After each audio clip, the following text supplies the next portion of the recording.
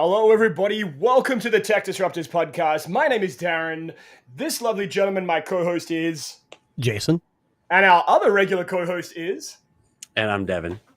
And welcome to our second last show of the year. Can you believe it? 41 episodes we've been doing this crazy podcast for.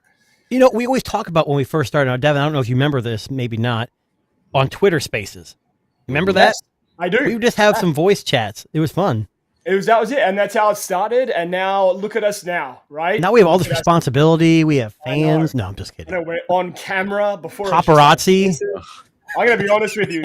When we were doing it on Twitter Spaces, I had no idea what these fuckers look like. And I remember, I'll never forget the very first episode that we did a live YouTube show. I had no idea what to expect. I thought Jason could have looked way different than what he actually does. So, I still do. Well, I know it's true. He's AI, so that's how it is. But one good thing that we can talk about is we have our big end of the year best of show. Now, last year it was our most watched show, believe it or not. I think we had like close to 4,000 views. There was a lot of views on that one show there because people wanted to know what tech we considered to be the best, right? We are the experts after all. And we dress up, of course. And we dress up. We look good. We look the part. So that's going to happen. And I think we just all agreed on the right date. The 29th, right? 29th? Yes, December 29th, right before the end of the year. That way, after you guys have your Christmas gifts, you open them up and you have all that return money. Yep. You can go ahead and buy our suggestions. Now, we put together a pretty comprehensive list. I think we had 10 categories last year. I don't remember off the top of my head or something like that. It was a lot. It was fun. It was actually really fun. You know, one of these years we're going to pull Mr. Who's the Boss and have like the little trophy, that no one's going to take. But I'll take a cereal box upstairs and I'll just cardboard cut out like an Oscar shape and just. You know, my daughter is really good at that stuff. That's a good idea.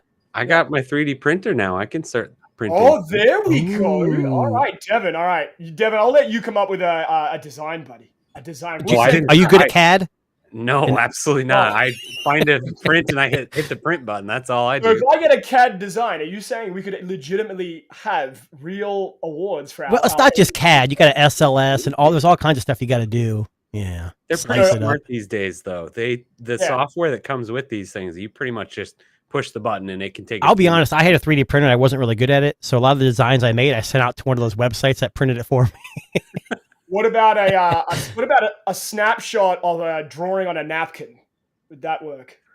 Yes, that'd be kind of tough. It can take like pictures and do it like the software that I have does its best to take a drawing and turn it into something, but most of the time it doesn't work very well. Yeah.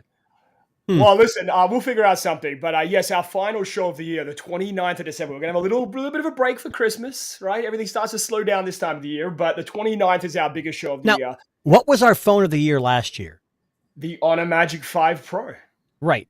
But we both loved the X100 Pro from Vivo last year, too. Correct. So we both purchased the X200 Pro right in the nick of time. Before the end of the year. So I hope we might actually have it enough time to crown. Will it be enough time to crown a late in the game winner? It depends. I got it from Canada. That's where you are. So are they going to get it to me fast enough? I don't know. Well, the shipping date for, like I told you, the shipping date comes like between the 2nd and the 6th of December. That's fucking. Does Canada use carrier pigeons for delivery? How do they deliver? I believe they do UPS or FedEx. I have no idea. He was too serious about it. I know, sorry. I was just rolling past the Canada joke there, but that's okay. All right, now, speaking of Canada, Canada has waged a war. Of course. This week. And there were a couple of articles that caught my attention here. And I want to pull up the first one here. Now, this is Canada's going after a couple of companies, one of them being Google, but another one being ChatGPT. Now, we don't really start with a lot of Canadian stories, so let's see. Yeah, what the heck are we doing? I have no idea. Hang on a second. I can't even find the link. Here we go. All right, so Canada, especially Canadian news organizations, are going after OpenAI and ChatGPT. Now, here is the little history of news in Canada. News institutions in Canada are crazy. And basically, They're crazy here too. No. In a whole other kind of way. So I'll give you an example. Just in the past 5 years, they've been at heads with Google, bumping heads with Google because they wanted Google to pay Right. Canadian news organizations if they were to use their news links on a Google website, like Google News, for example. And that battle only just recently went to court, and they sorted something out. But that only the only problem with this kind of stuff is it affects you who live in Canada because it's taking away services from you that Google offers, right? Well, see, this is the thing, right? So a lot of Canadian users weren't able to access certain stories because Google wasn't paying these companies for what their quote unquote hard work, to allow this to be. Think of it like you're renting this news service to have their content on your site. It would be like copyright infringement is basically what they're talking about here too. So now the Canadian news organizations are like, okay, we've got all this AI out there, OpenAI, ChatGPT, and where does OpenAI and ChatGPT scour the internet for its content? From the news. And if it's anything about Canada, it's probably coming from Canadian news sites. And now basically they've gone after OpenAI and ChatGPT. And basically they're saying that these companies, ChatGPT, OpenAI, are capitalizing and profiting from the unauthorized use of content on their platform. So basically, they're saying that they regularly breach copyright and online terms by the use of scraping large swaths of content from Canadian media to help develop its product. I think they might have something here. No. Like now, hear me out, right? So I'm a big proponent of free news. I don't want to I'm not one of these crazy Canadians who are like, oh, everyone has to pay.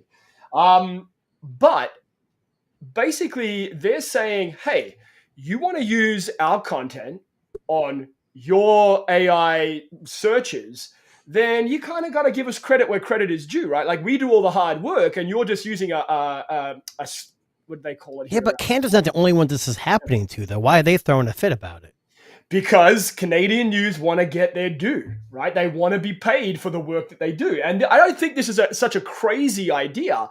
It's a bunch of companies saying, well, we pay our journalists, we pay for our websites and everything that has our content being featured. Why do we have to pay when you guys don't, when you want to use Canadian content? So, Devin, what does this say to you, just out of curiosity? This is going to be an interesting one. And again, this is the next couple of years are going to be really, really interesting legal wise when it comes to generative AI like this. But yes, I really think that it comes down to what you're using the AI to do at that point. Because I've always been of the assumption and of the mentality that if you put something on the internet, it's on the internet. Don't put anything you don't want on the internet. Correct. Right. Yep. But I think that if you're using the AI just to say, hey, can you summarize this news article for me? Right. There's something that something simple like that is fine. But if you're saying, hey, I am a part of this news organization, please write me an article about this. Yes. Now we're getting into something that is, could potentially be infringing, but that's going to be interesting. I don't know. Again, ChatGPT can do just about anything, right? So it's going to be interesting what that all looks like. What does the training of AI look like legally? What does the application of that all look like? Let me Can ask they you, train legally if they don't use it that way?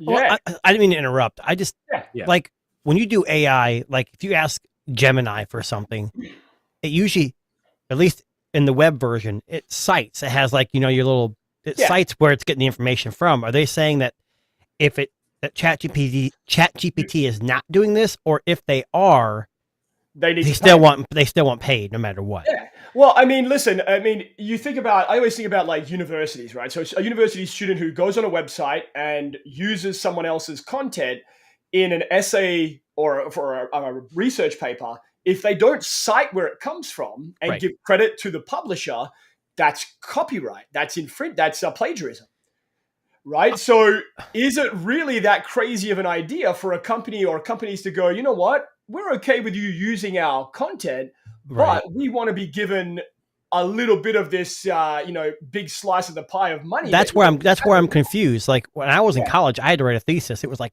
50 pages long, and I had to cite at the end of my paper every single solitary resource I used. And like I said, Gemini, and they're doing this. But what this is saying is that, okay, we're okay with you citing us, but we want paid for using that. Well, correct? Here's the thing, right? So like, if you think about like the Gemini voice, where you're communicating with Gemini through voice, it doesn't tell you where it gets its information from. True. Well, right? I don't know. Maybe isn't there like a in the linear notes? Maybe if you look at the right. That's what I'm saying. The transcript. I don't think the transcript. I don't know. I never look at the transcript. Who cares? Who wants to read? I mean, that's the same with ChatGPT. So the ChatGPT assistant, it's the same thing, right? So like, here is the news. It's gathering up, but it ain't telling you where it's getting it from. Yeah. Now, I know while it seems like a crazy idea for the Canadian news organizations to be going after ChatGPT and OpenAI, think about it this way: what happens if they win? Look what we've been dealing with. Google's got to spin off Chrome. I mean, the EU's attacking Apple. I mean, all these big companies are being attacked, and things. This is like what Devin said. The next 2 or 3, 4, 5, 6 years of AI is going to be going through some growing pains. We all made fun of the Humane AI and the Rabbit R1, but these are all building blocks. This is the foundation. We've got to search through the dark at some point, and once we get through all this, we'll have hopefully. I mean, there's some nefarious reasons to use AI, I'm sure, but hopefully we'll have good regulations, So, like Devin, your AI friend. You mean you won't leave the house without your AI friend, right? Yeah, exactly. And he's already threatened to sue me like 3 or 4 times. Legal issues are going to get weird with AI. That's all I'm saying. Yeah, that's true. Yeah. Could you imagine going into court and facing a judge and they're like quoting AI? Yeah. Like that would be weird.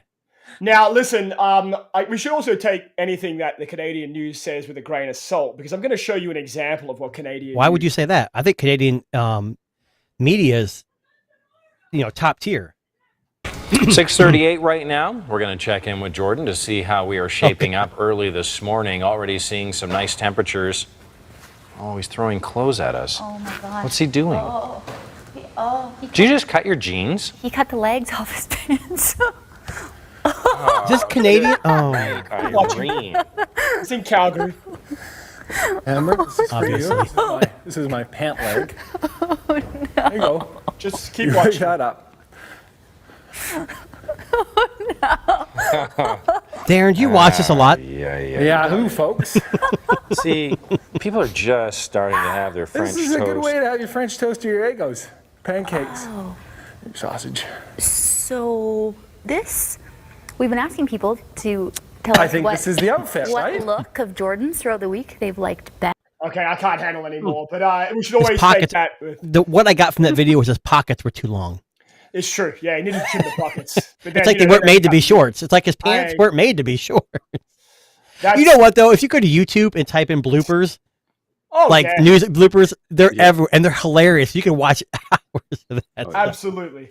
Now, sticking with the Canadian theme for just a couple of minutes here, Canada also decided this week, let's go fight Google. I think Dalvon might be in the house. Hang on Is that Dalvon? I hope so. Dalvon's got no... Oh, there he is. Holy crap. On, Chad? He has returned. All right, you're just in time, Dalvon, because I'm just about to talk about Canada fighting with Google.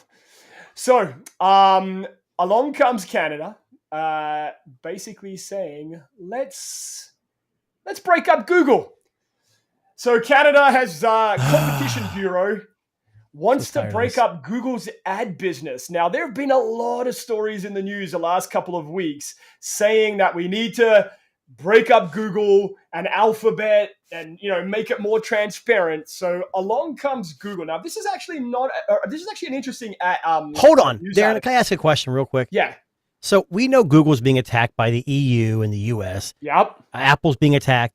So I'll ask everyone here, all 3 of you guys here. So if you're an entrepreneur and you become a $1 trillion company, yep, and all of a sudden regulators are saying, no, and they take away chunks of your business. Is this a fair practice? In the U.S., I know it's democracy, blah, blah, blah, but we're capitalist society. You know, you business make money in a very simple form. Does this, I mean, if you don't want to answer, that's fine. But to me, it's telling me that you get too, and I understand the reason why you get too big. Microsoft went through this too. But do we want to be an entrepreneur and own a $1 trillion company anymore? I mean, I would like the $1 trillion. I don't want the company. Well, you won't be $1 trillion if regulators are chopping you down. Well, okay, so let's break this down for a second. So I was going to kind of break this before we get into what Jason said, because that's a big loaded question. So let's have a look at what happened here. So basically, they're saying over the U.S. Thanksgiving holiday, which just happened, Google abused its dominant position in programmatic web advertising to maintain and entrench its market power. So basically, they're saying that Google, the watchdog has accused Google of giving its own tools preferential access to online ad inventory. So basically, they're saying that they prioritize companies that are working with Google and their Google ad campaign on their search engine above all other websites and deals that were happening at the time. It's interesting because I'm sure this is not the only company that does this, right? Especially Exactly. Search engines when it comes to that. But basically, they're saying that some of the because it's a anti-competition bureau, basically their job is to basically look at days like Thanksgiving and go, well, what's happening in the world if we can only see hits on a Google search page that are ads for the companies that they support. So basically they're saying they've got so much power that they can essentially change and shift consumer spending because they can entrench their market with only their ads. Devin, you're shaking your head. Yeah, it's interesting that at first glance, it's kind of one of those like, yeah, like let the company do its thing, right? If they're doing it the best, but all of a sudden you get almost to the same spot where like social media is at. And one of the reasons why like Twitter has been such a big deal because people consider it such an open forum. It's the discussion area. Like Google kind of has that kind of, you know, if Google tells you something, you're going to believe it. Right. And if all of a sudden you do a search for something and what are the best restaurants near me? And it only lists the ones that Google pay, that pay Google. Yeah, so if I understand the article, you're saying that we're bringing up Thanksgiving, but obviously in Canada, you don't celebrate Thanksgiving. Yes, we do.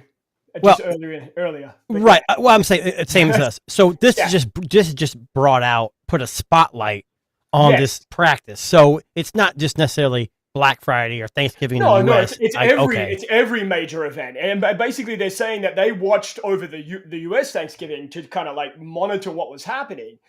Now, Delvon, I know you're... He works for Google, so he has to be quiet a little bit. So, really?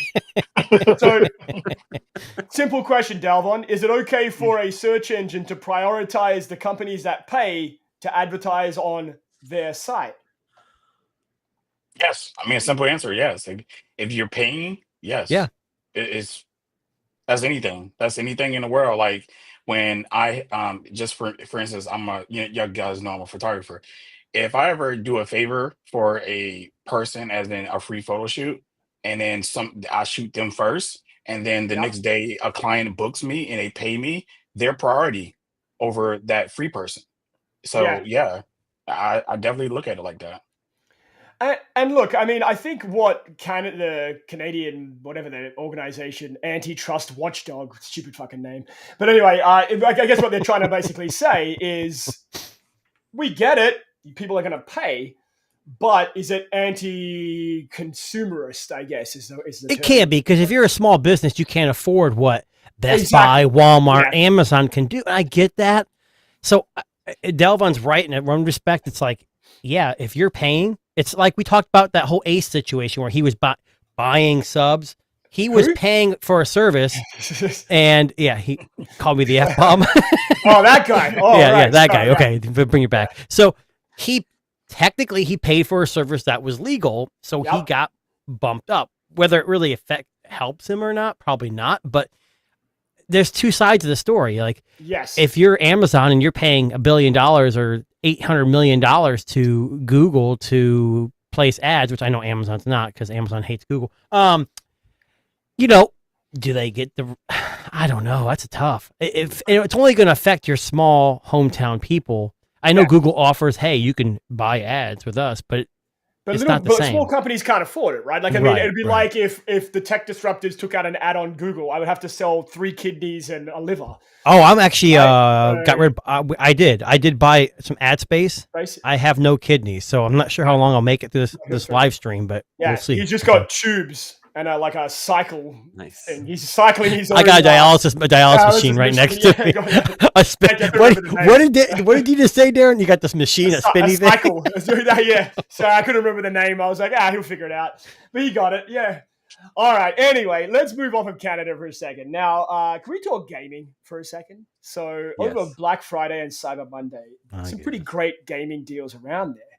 And, I think this year and last year, we've seen a big rise in handheld gaming, right? So like all of these ones that you can take with you, have the control of the whole thing with you. Now, one company which has been mysteriously vacant from the handheld gaming space is who? Devin, you get one guess. Go. Microsoft. No, Devin. Dalvon, sorry. Wait, is there a Microsoft handheld that I'm not aware of? No, but that's not the one I'm thinking of. Okay, hold on. Let me rephrase the question. So it's a company that used to make handhelds and has kind of dropped the ball.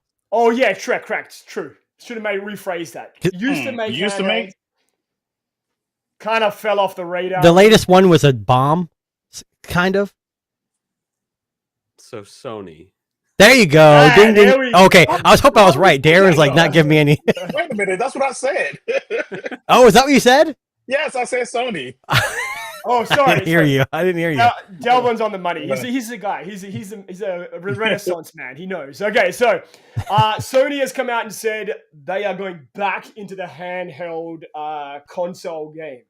Now, they had a PlayStation Portable, which was last year's release, which for every account was not great. It was okay, but now they're saying, I think the basic PlayStation Portal, forgive me if I got this wrong, you could Wi-Fi stream games. Was that the idea, Devin? Directly from your PS5, right? From the PS5, yes. So now they're coming out and they're going back to their roots. Think the Sony PlayStation Portable, the PSP Go. So basically, they're going to be making a portable console that can natively play PS5 games without an active Wi-Fi connection.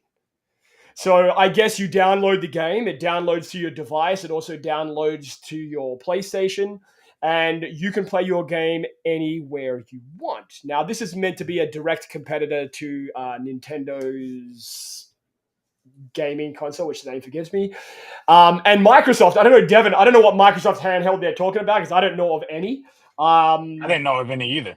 I don't know. I don't know what they're talking about there, but maybe Microsoft has one coming out. I think it's Microsoft is working on a handheld. Yeah, once Sony said it, Microsoft's like, we got to do it too. You know, isn't it funny how we went from PSP? You guys remember the Sony phone?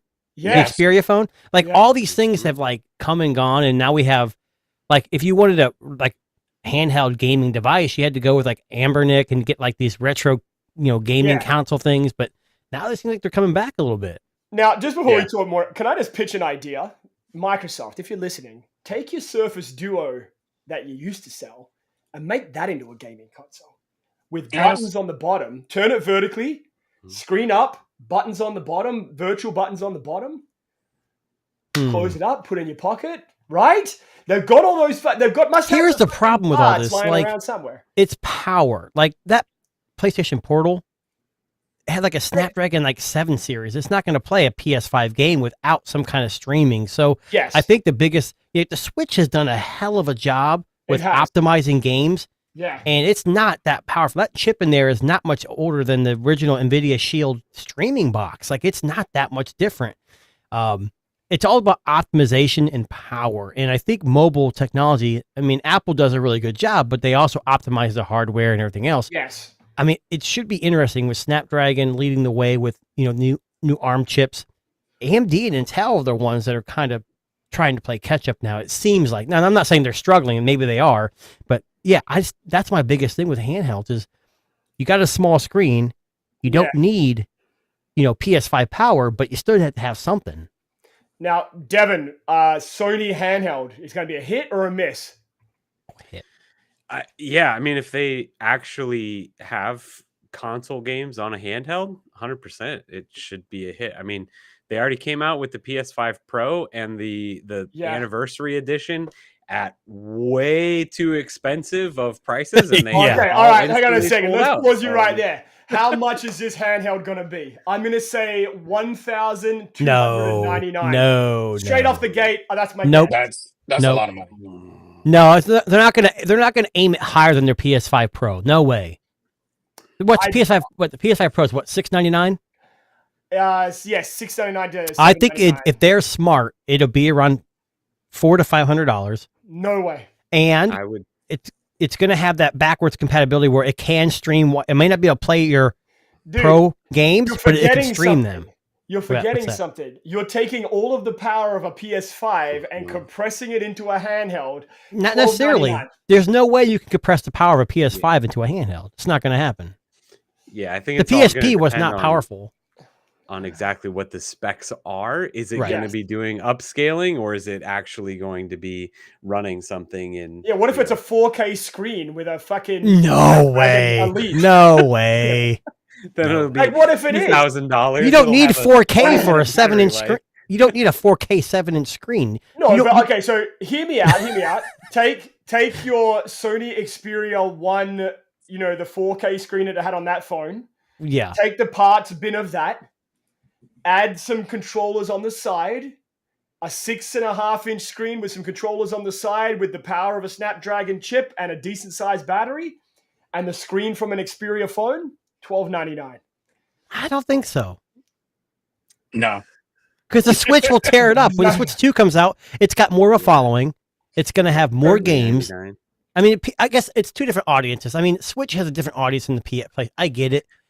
But here's the thing is, why would I buy that over the Steam Deck? Yeah, exactly. Or the Legion Go. The most expensive these things get right now is $799, $899. Yeah. And they have x86 processors. They're not like not that that's a big difference, but I'm saying I don't know. This thing comes out at $12.99. Seriously, I'm fucking crowdfunding a fucking. Okay, let me ask you a question. How much is the Portal?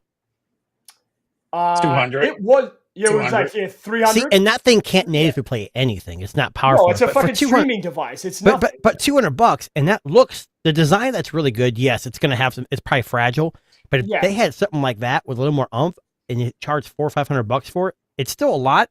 But then you're in that range of the ROG Ally, the Legion Go, the Steam Deck. I still rock my Steam Deck LCD, and I love that thing. It's not powerful, but with a 7-inch screen at 800p, or mine's not the OLED version, but you don't need a whole lot of.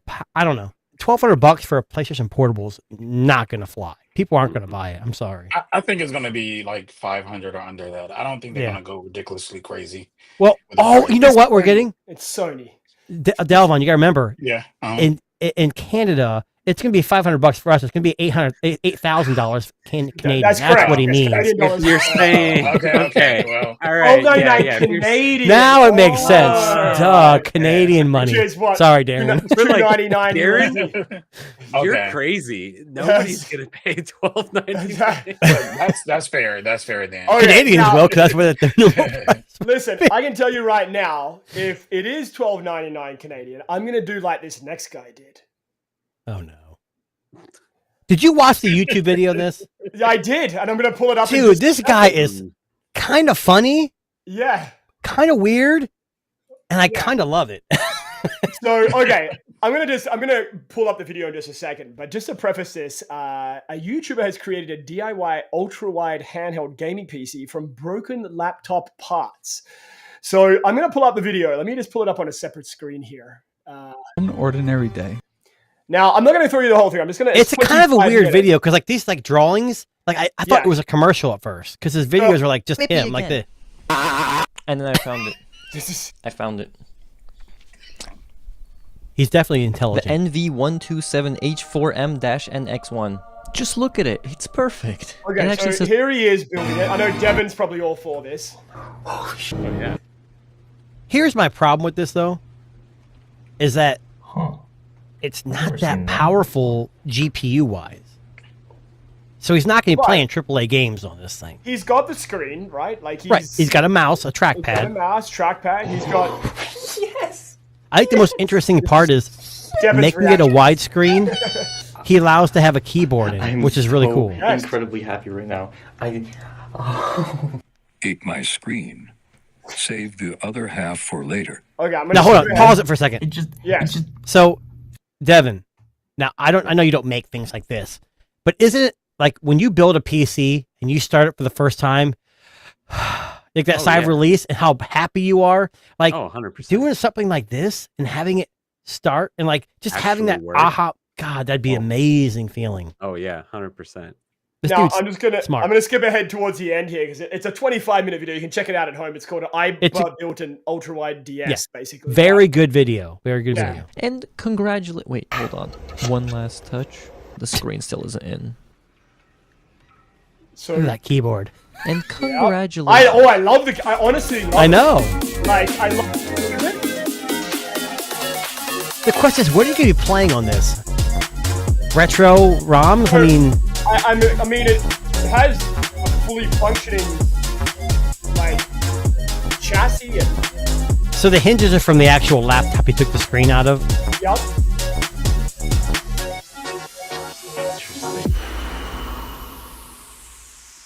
It's I won't go in anymore because he goes on forever, but it's a very interesting thing to see because here is a guy who notoriously you would think a little bit crazy.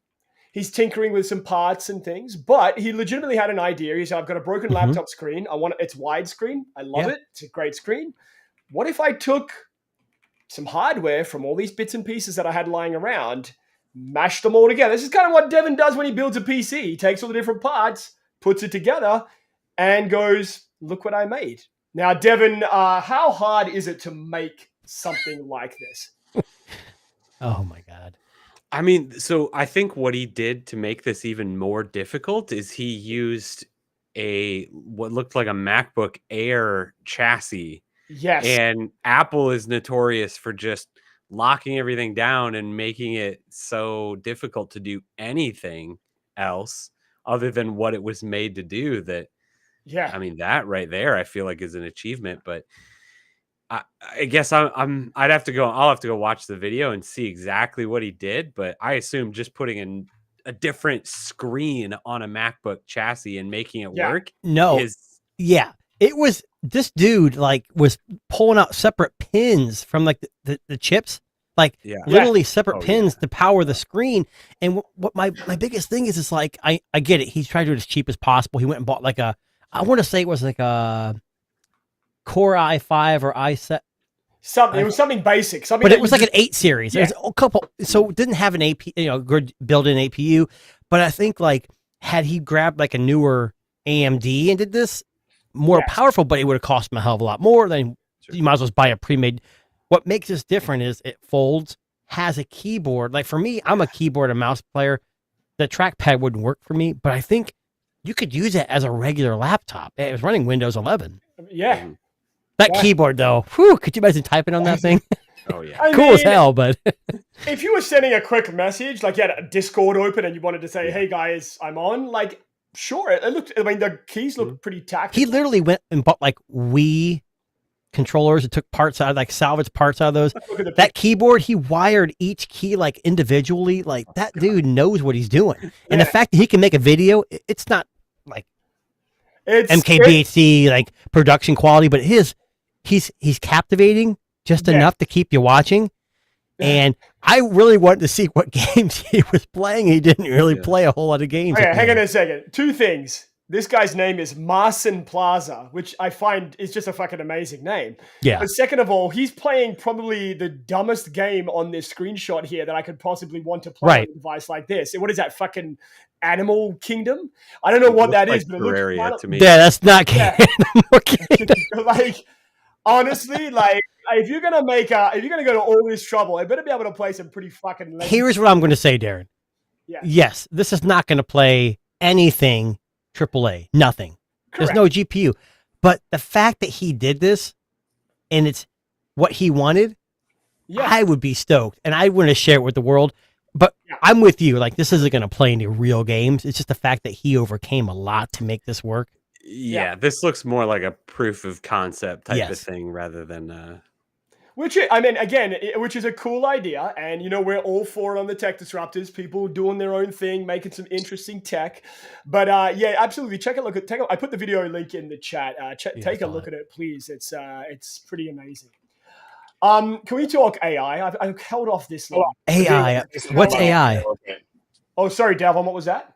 Yeah, I did want to say something about the gaming real quick because David, we've lost your video here, buddy. I don't know what happened here. I don't know. I've been trying to fix it. My Pocket 3 said nah, and it wasn't working on my other Mac, so I had to switch to my MacBook. It's all good. We can hear you, man. Yeah, we can still hear you. You're good. All our Spotify listeners will love this. Go. I know that's right. All right, so I'm a big time gamer and stuff like that, right? And I got all the consoles and I got built PC and everything like that, and I enjoy it. But when it comes to handhelds, I don't look for the same type of power in a handheld that I do a console or a PC. It's just the handheld is something to get me through the day. Like if I'm at DMV, sitting in the line waiting, I want to pull out my handheld, play a little bit, put it away. I don't want to do any type of hardcore gaming. I believe that if Sony did this, they would probably do 1080p and just down the game's graphics of all the games that we enjoy. And be able for you to play it on the go, and just that I don't like even my Switch. I enjoy my Switch at 1080. My OLED Switch that I got 1080p. Some of the games I play up there, they're great. I don't be like, oh man, I wish I had better graphics or more power. I just enjoy the games for what they are at that moment, and then I put the Switch up, and then I go on with my life. So, Delvon, did you see the picture of this folding device this guy made? Yes. So would that be something interesting? I mean, I get what you're saying. You're not buying it. Yeah, because if you're the DMV and you're playing a AAA game and your number gets called, oh shit, you're going to lose progress. Most of the time you're playing games where you can pause. And yeah, I get it. But would that be something are you more of a keyboard mouse kind of guy? Or are you more of a gamepad kind of guy? Nah, I'm more of a controller, to be honest with you in the end. Okay. I don't even like gamepads or keyboards and mouse either. Even on my PC, I play with my controller, my PlayStation controller and stuff. Okay. So yeah, but I would not be interested in what he made. It's too big, first of all. Yeah, it's big to me. Like I think a handheld that can kind of slip in my pocket. My Switch can kind of fit in my pocket, and that's where I'm kind of like my brain is at when it comes to handheld. Anything bigger than that is like, oh, now I got to carry a bag or a carrying case for it. Interesting. So, he makes a good point there. That's true. Yeah. No, I agree. Yeah, I think the best gaming handhelds are the one that you can take on the go, right? Like that's kind of your phone. Yeah, that does all this stuff already. Yeah, that's why a lot of people like gaming on their phones, because you can just pull out your pocket, game on it, and put it back in your pocket. Slap a backbone on it, and you're good to go. Yeah. Now, Jason, I think in the past you've mentioned your undying love for Minecraft. Is that true, Jason? Absolutely not. Oh, okay. Devin. Might have been Devin. I was actually just playing Minecraft Dungeons last weekend. There you go. Really, really fun game. I don't hate it. I just don't play it. Right. Delvon, ever played Minecraft before, buddy? I've played it before. Okay. All right. Fair. That's a good response. I like that. My daughter plays it, so that tells you. I played it with my own son. Yeah, that's what I mean. I mean, it's a fun game. It can keep you occupied for a few hours. Now, the reason I bring it up is because Minecraft, the basic graphics of Minecraft and AI, you wouldn't imagine those two worlds would ever meet in any distant future. But what if I told you that they just did a test on the game Minecraft, where they inputted AI Minecraft characters into this fictional world, And then something happened. So these large language model powered AI bots, they input them into the game and left them at their own devices. They made friends, invented jobs, and spread their own religion in this virtual world. Now, I just want to let's break this down, because I read this article and went, "You got to fucking be kidding me." So basically, here we go. So that's crazy. Company Devin, you're shaking your head, so you are already aware of this? No, I wasn't. This sounds I would watch this live stream. So would Absolutely. Yeah, so would I. So here's the thing. So this company, Altera, they're an AI startup. And basically they're looking at how simulated agents could model how human groups would react to economic policies or other interventions. So imagine them testing the ability for AI to adapt to current social, economic, and cultural conditions. That's what they were testing. And they decided, well, we have this great world of Minecraft where there are millions and millions of players every day. Let's input 1,000 AI agents or bots into this world with the large language models so they can interact with each other and other players. And let's just see what happens. So they would give them a little bit of a nudge through some text prompting. And sure enough, these characters started to develop personality traits that were unique, preferences to specialist roles, with no other input from their human creators. Like, they just started taking their language model and communicating and figuring out the game. You know what? So we're talking about Free Guy, basically? That's what we're talking about. Like yeah, that's exactly right, Devin. Exactly. Say that again. What'd you say, Delvin? Like the movie Free Guy. Free Guy. Yeah, but this is what's interesting. Devin and Darren and me both said we'd watch this live stream. Yes. HBO Max, someone that's a little more adult related, they need to get into Sims or Minecraft, set up this AI stuff or a new game with AI, and they could film it like as the world turns. And this could be like this could be 24/7 watching. What's the movie with Jim Carrey where he was in a fake world? The Truman Show. Yeah, this could be like something like that, but with AI. Could you imagine? Like it's like a cartoon, but it's no one's scripting this. And that's why you have to put it on a channel where it's probably a little less. You can't put it on Nickelodeon.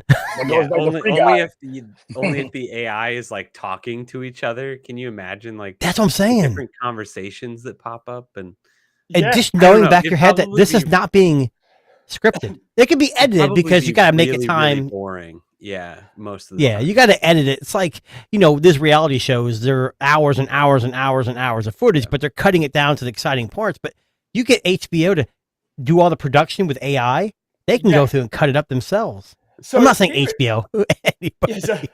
So what's interesting about this for me, right? So this company, Altera, they raised $11 million in funding from this, which doesn't surprise me. $11 million. Yeah. And so basically, they're saying here what surprised them is that they were reacting and engaging with other players and other That's what AI I'm saying. bots. This is crazy. Yeah, and like planning their next move. Like like they were playing the game like the game was intended, but they made it even better. They created communities. They started to figure out how the game could be won, or rather played, I guess. Yeah, but I wonder what they told the AI like the goal was. What the nudge was. That's what I would love to know. Yeah. Yeah. Because Minecraft doesn't have like an end goal. Like you don't. Right. I mean, you can go and like fight the dragon or whatever, and like that's the story. But like Minecraft doesn't end. There's no inherent mission. So I wonder what they told. I'm just AI, trying to see. Well, that's why I said like The Sims. Like your whole like purpose. You're trying to survive. Okay, so basically here, with some of their smaller groups, they were saying that the goal was to create an efficient village and protect the community against attacks from other in-game features. So they gave it parameters, basically. They gave it parameters. So they spontaneously developed their roles without prompting. So they figured out who was going to be the builder, the defender, the trader, the explorer. Crazy. That was crazy. And then their actions started to reflect their role. So if you were told, hey, you are the defender, it started defending.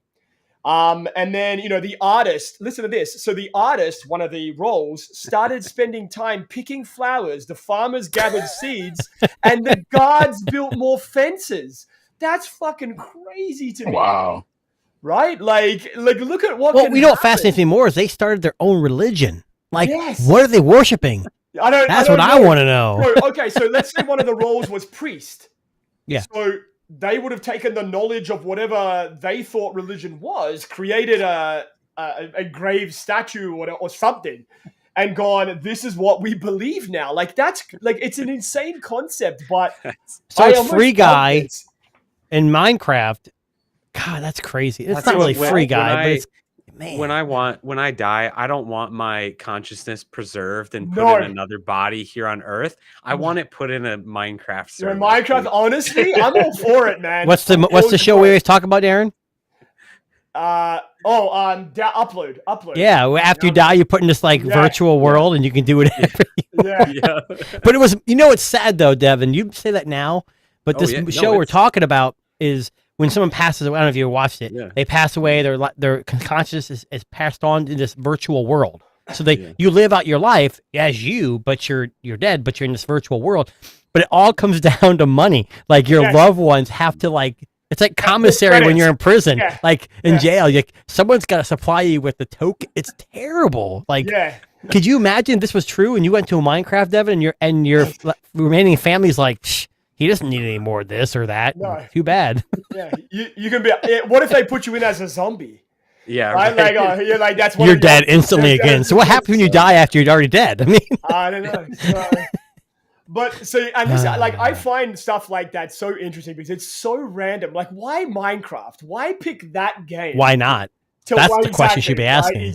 Yeah. I think The Sims would be cool because it's a little bit different, more different. It's not as open, there too. But it's more realistic to us. Like Minecraft's boxy and blocky and in a set world where, The Sims is like, God, that'd be crazy. I wouldn't want to watch that. Now, let me ask you something. So let's say you leave these 1,000 AI bots unchecked for a year. What happens?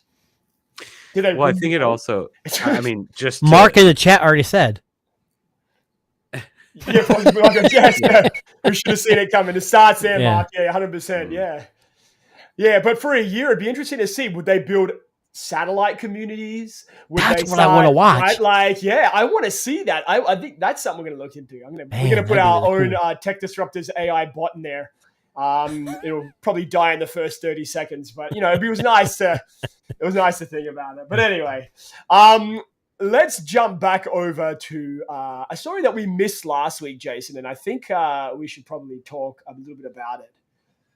Google pulling the pin on Android tablets, maybe forever? Yeah, there's conflicting articles. I've seen that they pulled the plug on the 2, not the 3, but then I heard they said, well, maybe the 2's coming, but not the 3. Yeah. I think Google is seeing the writing on the wall. I have a Pixel tablet, and you know what it is? It's a home hub. I don't use it as a tablet ever. It stays on the dock, and I use it for smart home things. Once in a while, I take it off the dock. I think what they need to do is just reevaluate, because there's rumors that Apple is working on something like this for the home. Yes, there is. And I almost feel like this, they released this as to be a tablet home hub hybrid, I guess we'll call it, right? Right. Now, if Apple does... Great idea, but if Apple does the same with the iPad, I feel like this would... It won't be an iPad. No, it's going to be a separate device. Is what my understanding is. The rumors, it's going to be a docked, always device, but it's going to be a home... It's like the Amazon line of screened... I'll be honest with you. If they said, let's take the iPad mini and give it a dock, I'd be all for that. That would be an amazing concept. Here's the problem, though. I'm not invested in the Apple ecosystem. To me, it doesn't mean much. But for a lot of people, right, that are using their iPad, the iPad, like my iPad sits on a shelf when I don't use it. It just sits there. Like, unless I'm using it actively, it doesn't get used. But if I saw this every day and I knew it was my control hub, but also a device that had enough power for me to play games and, stream, whatever and whatever, the power of an iPad in a smaller form with a good speaker. Like, I know that's what Google wanted to do. I think it was closer because iOS 18 is terrible. And I'm not trying to be like controversial. There's way too many menus swiping down one side, the other side swiping up, swiping over. There's way too many things. It's way too convoluted. 100%. So I think if Apple made a home device like the tablet's great because it's got its shortcuts built in, like the home and how to control your lights. Yep. They know how to do it. They just have to execute better. I think Apple would already do that. And I don't think it'd be a new OS. It'd be like the Home OS or something. It'd be something totally different. What are they going to call it? What wanky Home OS? Home OS? Yeah. Or Apple Kit OS or something. Whatever they call their. What do they call their? I don't know. Like Google Home is like their all-in-one. What's Apple's? Apple Home Kit? Is it? Yeah, Apple Home Kit. So it'd be like Home OS. I mean, that's what I would stupid. think. So stupid. Delvon, what do you think about Google killing the tablet? I think that killing the second one, I think is true. I think the third one is not true. They're actually probably working on the third one. Okay. I think that Google realized that it's just going to be a S type of upgrade, and it's not going to be worth mass producing multiple of these, especially given the fact that it's just a home hub. And just like Jason, I have one too. And it stays on the hub 99. Well, okay, I'm lying because my wife uses it. My wife actually uses it like a tablet. I don't. If it was up to me, it'd stay on that hub, and I would use it as a tablet occasionally. And my reason, it may be different from everybody. Some people may want it for like super mad power. The reason why I don't like picking up my Pixel tablet is because it has a 60 hertz screen. I'm going to be totally honest with you. Yep. If it had 90 or 120, I would pick it up a lot more and browse and do everything, because in the end, it's still a Pixel device. It's still smooth. It still looks good. It still has nice software on it. I mean, Tensor 2 is a little, dated, of course, at this point, but obviously a newer version of it with a better Tensor chip in it would make it a better tablet. And then on top of that, if it had pen support, you guys know I love drawing on my tablets. Oh, true. I would love something like that. I don't really care for the keyboard thing. I know a lot of people is like, they want that, but I don't really care too much for it. But a pen support would be great. So if Google just make a proper, let's just say tablet, okay, and you can still keep the hub mode in it. That's perfect. Just innovate on that and give it a dock, just like they're doing, as a charger. It would be perfect. Yeah. It'd be perfect. You know what? So, Delvin makes a good point. Maybe the reason why they're canceling the next one is because Tensor's not powerful enough. Maybe because isn't the next Tensor supposed to be like 3 nanometers and much more? So maybe they're smart, and I think Delvon's onto something. He works for Google. He already knows, but but think about it. You have a tablet that can play lots of games, has pen support you can draw on, has a 120 hertz screen, whatever. But also you can stick it on the dock, and you could say, your typical home stuff. I think that's a perfect combination. Right now, the Tensor is underpowered, obviously, but for what I use it for, like media consumption and maybe home stuff, it doesn't bother me. But I don't pick that up to do. I don't pick that up to play. Delvin, see, he does work. We've been trying to say this for years now. This is what started it all. It did start it all. I know we talked about this last year. When I saw this ad, I legitimately thought it was you, Delvon. I actually was gonna direct message you and be like, I will be honest though, Delvon, if this is actually you, watching you in real life, congratulations, you've lost some weight. Yes. And that diet's working. You're rocking that outfit there too, buddy. That fucking pink, that beanie, that pink beanie's got you, man. that was my old style. This is old style, yeah. So that was the rumor that started it all. If you're tuning in, late, right. Well, he's a big Google Pixel person too. He's the Google guy. He's the Google guy. Yeah. Can I ask you a question? Yeah. Has hashtag Team Pixel reached out to you? Absolutely not, man. Boo. I'll be honest. Google. I'm Pixel super fan, and they moved to Reddit or Discord or something, and they left where they were before. And honestly, when it first started, I was all into it, making videos and all kinds of crazy stuff. And now it's like, meh. Hey, let's answer a live spam call. Never done this before. Oh, jeez. Hello. Oh, voice call. Hang on. Oh, no, they hung up. Oh, damn it. What phone was that? That was a Pixel. Dude, screen call that. First of all, No, it was on WhatsApp. It was on WhatsApp. Oh. I was like, all right, someone wants to call me. Let's call me. Let's go. All right. Let's call them back. I gotta turn my spam protection off to get a spam call. Oh, WhatsApp is terrible with spam. Like I didn't download it just to set it up because I've never used it before. I got so many text messages from people I never heard of. What's a 225 area code? 225. I don't know. I have no idea. I'm gonna look that up right now. That would be Louisiana. Oh, definitely. That was definitely not spam. That was Louisiana. I definitely wanted to get a little cold up there in Canada. You know, Baton Rouge, right there, buddy. That's where it's coming from. Well, I know we only have a couple minutes left. Yes, but I don't know. So I have a Tesla, obviously, so I kind of follow them a little bit more than most people do who don't have one. And you have an EV too, right, Darren? Yes, that's correct. Yeah. Delvin and Devin don't, correct? Correct. Okay. Correct. So as you know, Tesla has full self-driving.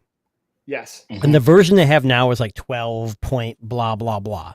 And it's the last version I got was worlds different. Like when I first got my car, full self-drive, it'd get off on an exit and it would like weave over the line and kind of wobble back and forth, and it kind of scares the shit out of you until you're used to it. So version 13 is supposed to be due out here soon. It's already been released, and it's supposed to be AI, like amazing, park to park. So right now you have to be like on the road, you hit the button, then it starts.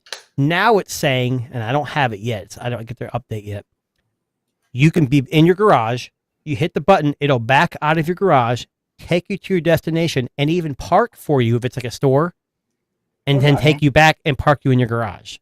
Huh. I mean, is that AI or is that not AI? That's some crazy AI. Yeah, that's or AI. is it a person on the back end, like controlling your car? No. Like your Gemini robots? Yeah. Not Gemini. Not Gemini. I hope that person never have a bad day and decide to crash me. Yeah, someone's like, God, they didn't get a raise, and I jerks me into a tree or something. Facts. So I was just looking up because you posted that just before we went on air. Is that right, Jace? Oh yeah, I guess I did post it on X. Yeah, because it's really amazing. Like, I guess if you don't own a Tesla, you don't give a crap, and I can understand why. I'm not trying to brag. It's just, it's like the Tesla's like a phone. Like every couple months you get an update, and it's really crazy. It's just like a phone. It pops up and says, "Hey, you have an update. Do you want to install now?" It'll take like a couple hours. It's crazy how weird these cars are like that. I was just looking. I don't have a Tesla, but I do care because I want to get one. But I wanted to get an SUV first because I got a photography equipment. Those Teslas are not really that roomy inside, even the Y series. The frunk? What's it called? The frunk? The frunk isn't big. But what they're saying is that Tesla made a post today that said your kids won't have to learn how to drive. Yeah, now, that's a loaded thing to say because at one point I'm like, man, that's really cool because that's how crazy technology is. But it's also kind of sad that kids now, like, how'd you back up without a rear view camera? What do you mean? I know, turn my head and look behind me. Yeah. I know. Yeah. Oh boy. Yeah. So Jason, I was just looking up. They've got what do you call it? An instructional video or like a preview video? There's a bunch of I haven't watched them yet. There's a bunch of videos out where these guys who are big in the community already got the update, the 13 point something. I don't know what it is, but it's a huge update. I'll show the video that I found here. This is Tesla's 13.0 update. Here we go. I knew it. I knew it was coming. I already knew the way he was shaking his damn head. It's been a while. So that's the Tesla right there. This is for the new version. That's the Robo Taxi. Don't worry, honey. It's okay. You don't have to run after the car. It's got Tesla's got him. You don't need a brake. It brakes itself. Yeah. Yeah. Delphon's laughing. I usually mute Darren at this point and kick him out, but it's been a while since we've had that clip on. I think it's about time we brought it back. And I opened, when I first mentioned that story, I'm like, God damn, I knew what I was doing. But there are actual videos of a guy. Like, I forget his name. Dirty Tesla is on YouTube. I'll pull up the actual video. Hang on. He actually like parks. It's crazy. I mean, I don't trust it backing out of my garage. I just don't. I was watching it a second ago. The guy who has it here, like it fucking reverses out and everything. Hang on here. So here's what is it? Dirty. What's his name? Dirty Tesla. I thought is what his YouTube channel was. So here it is. This is the actual. This is it right here. This is it. So here it goes. This is a Tesla in self-drive mode, in case you're wondering at home. Dalvin was confused the first time. He wasn't sure about it. And, you know, the self-safety feature that you're about to see here. Yeah, so Dalvin, this will transfer into the SUV that they're coming out with, okay? Yeah, and right there, yeah. So, I wish I would have had the videos pulled up on my end, so I wouldn't have to deal with this. Bro, it's the fall, bro.